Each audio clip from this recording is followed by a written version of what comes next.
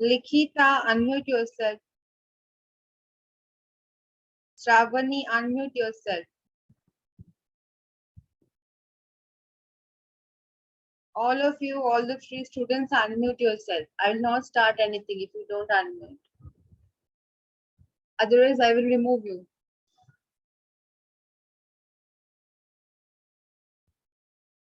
Unmute yourself. Hello. Can you hear me? Sri Vasdut.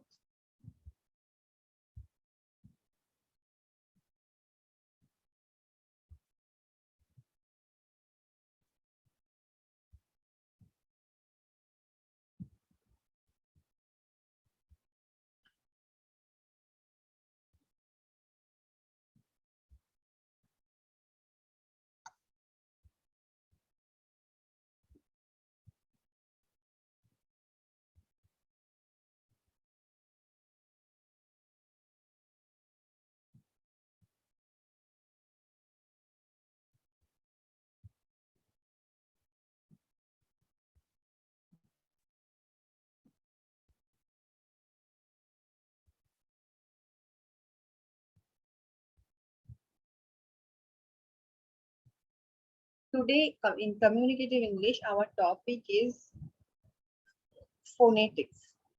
So as it is Communicative English, we are learning grammars so that we can form right sentence, proper sentence. We can speak flawlessly. So we need to know also the art of pronunciation, the science of pronunciation. So that is called phonetics. So today we will learn about phonetics. Do you have any idea about phonetics? Why do you even join the class? I don't want you in the class. It's very irritating that you are in the class and you are not interacting. It's very much irritating.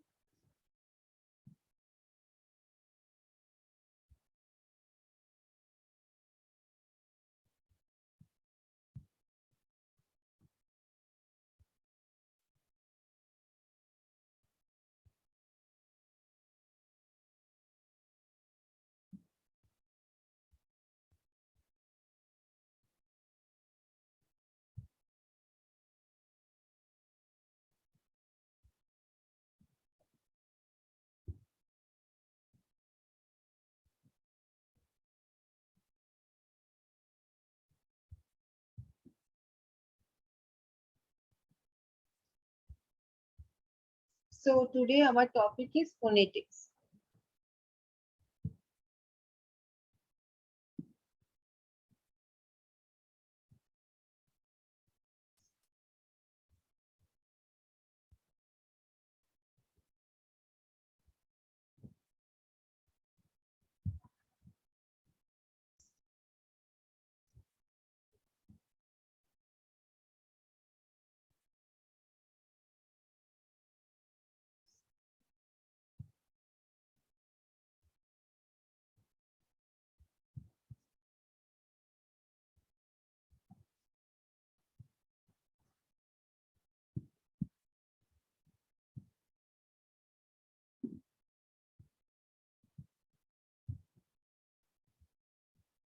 So first we will learn about the brief of glossary important terms.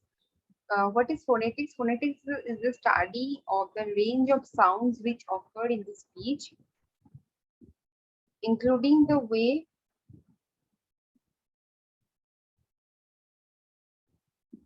they are produced by the speech organs and the acoustic properties.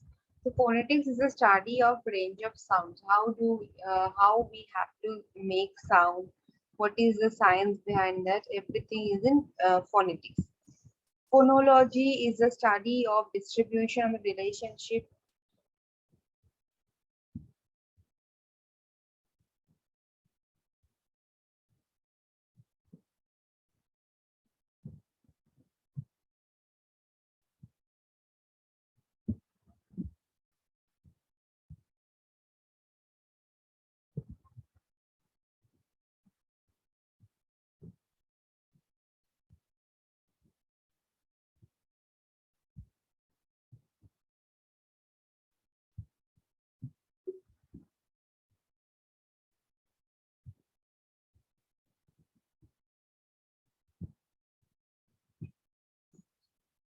Phonology is the study of distribution of and the relationship between speech sounds, that is the system of sounds of a language.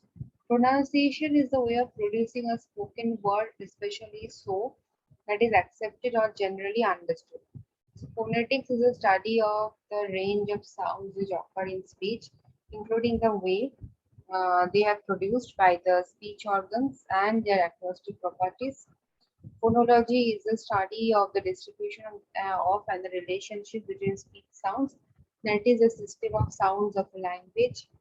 Pronunciation is a way of producing a spoken word, especially so that it is accepted or generally understood. Now, American English shows relative to the area it covers few dialectical variations than British English. William Lavo has recently published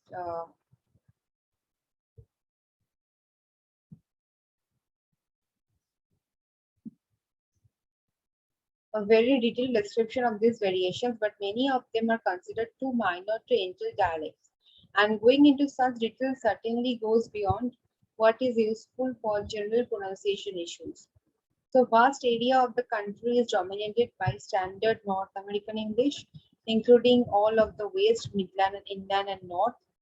So there are two parts of the USA in which other recognized dialects are spoken.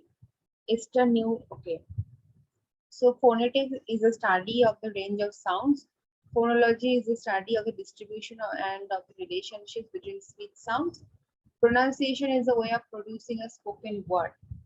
Now, American English, British English, both are there.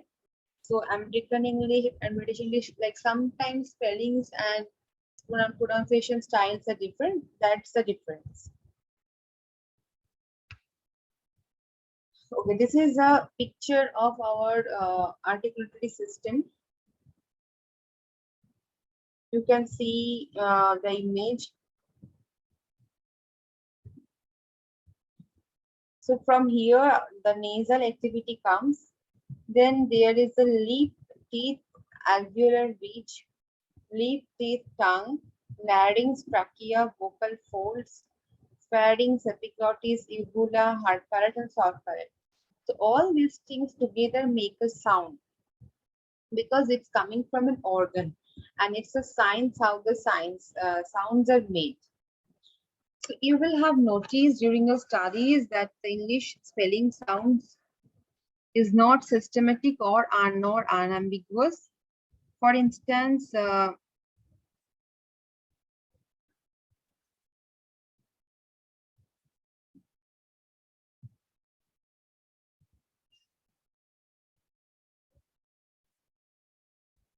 GH and FF represent the same sound fa in calf and off.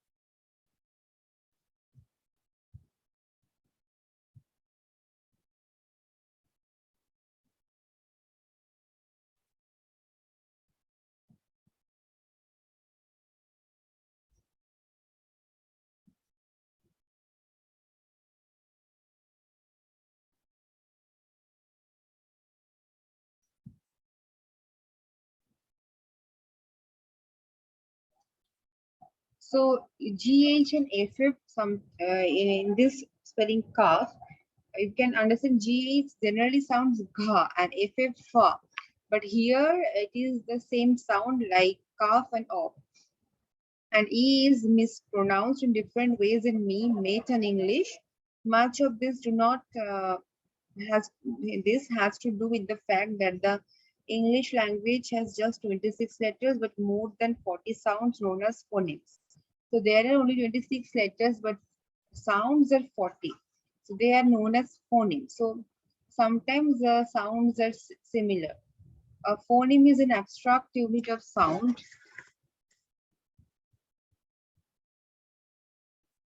The smallest unit of sound which is connected to meaning.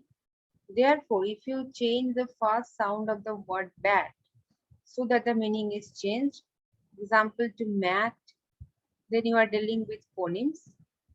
So if however you change the sound without changing the word, for instance, by producing the B with a big burst of air, you are dealing with an allophone, which is a variation in the pronunciation of a phoneme and does not affect the meaning. Phonemic symbols.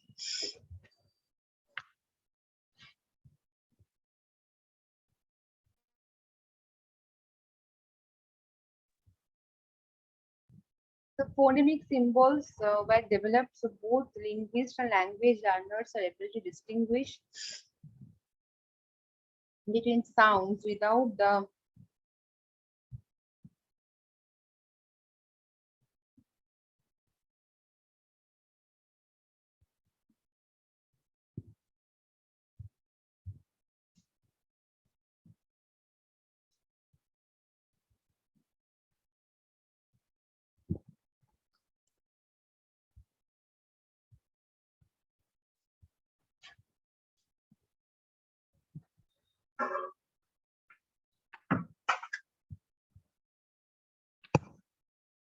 between sounds that's the without confusion of English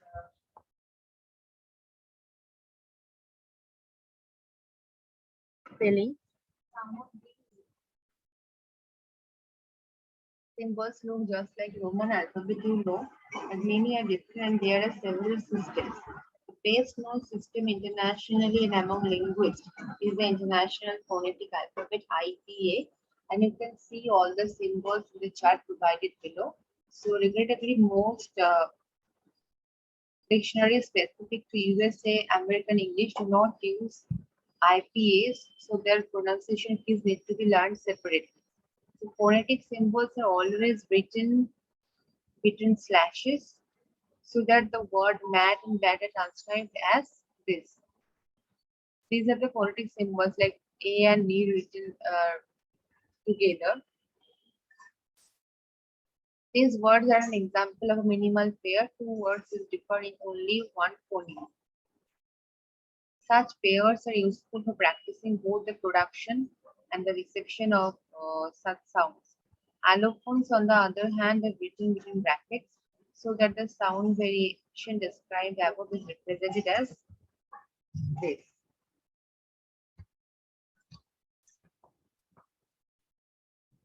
Okay, all English phonemes. Here is a comprehensive list of phonemes used in English.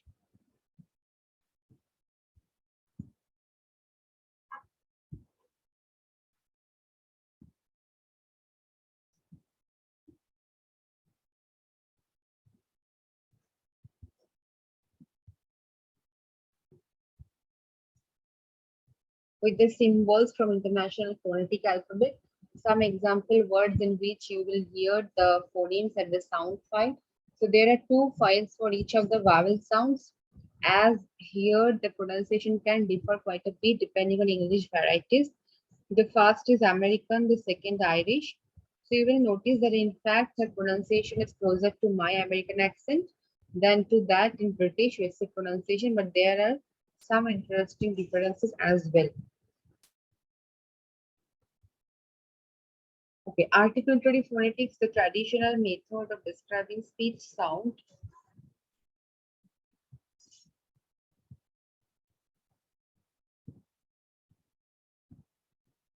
is in terms of the movements of the vocal organs and producing the main structure that is important in the productions of speech are the lungs and the respiratory system. So together with the vocal organs shown in figure 1, for which I already shown to you, the airstream from the lungs passes between vocal cords, which are two small muscular folds located in the larynx at the top of the windpipe.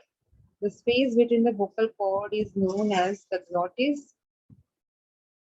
So if the vocal cords are apart, as they are normally when breathing out, the air from the lungs will have a relatively free passage into the pharynx and the mouth. But if the vocal cords are adjusted, so there is a narrow passage between them, The airstream will cause them to be sucked together.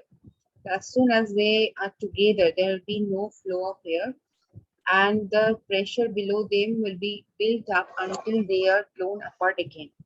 The flow of air between them will then cause them to be sucked together again, and the vibratory cycle will continue. Sounds produced when the vocal cords are vibrating are said to be voiced, and opposed to those in which vocal cords are apart, they are voiceless. So the air passage above the vocal cords are known collectively as the vocal tract.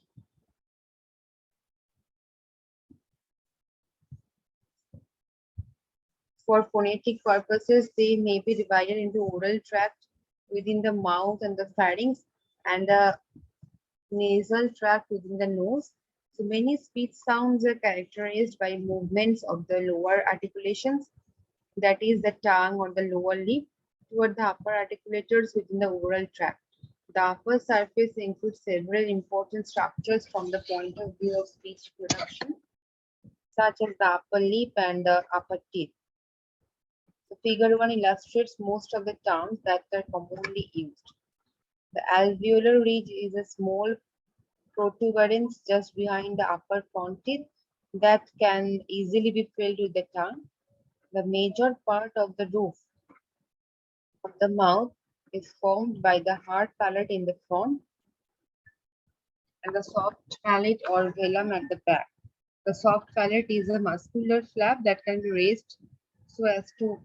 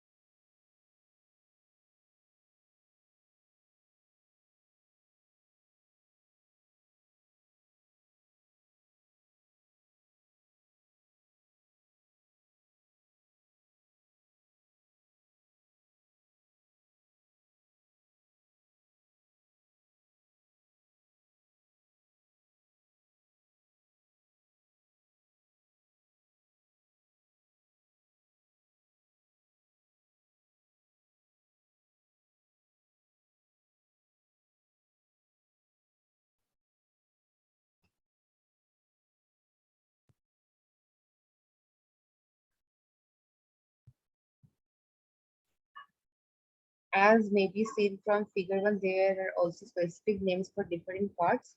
The tip and blade are the most mobile parts. Behind the blade is the so-called front of the tongue. It is actually the forward part of the body of the tongue and lies underneath the hard palate. The remainder of the body of the tongue may be divided into the center, which is partly beneath the hard palate and partly beneath the soft palate. The back, which is beneath the soft palate, and the root, which is opposite back wall of the pharynx. The major division in speech sound is that between vowels and consonants.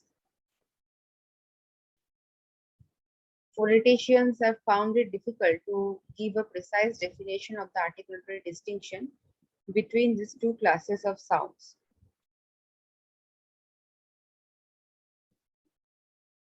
Most authorities would agree that a vowel is the sound that is produced without any major constrictions in the vocal tract, so that there is a relatively free passage in the air. So these are also some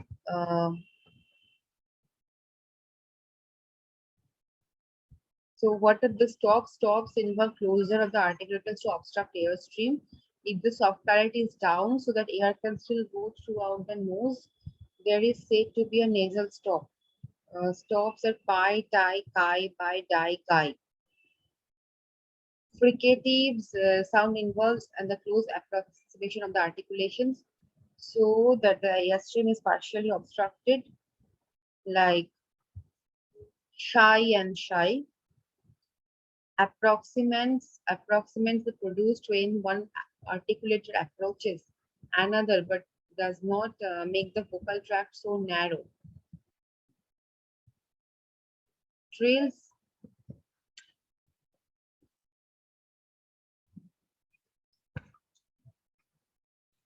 trill resolves when an articulator is held loosely, fairly close to another articulator so that it is set into vibration into the airstream.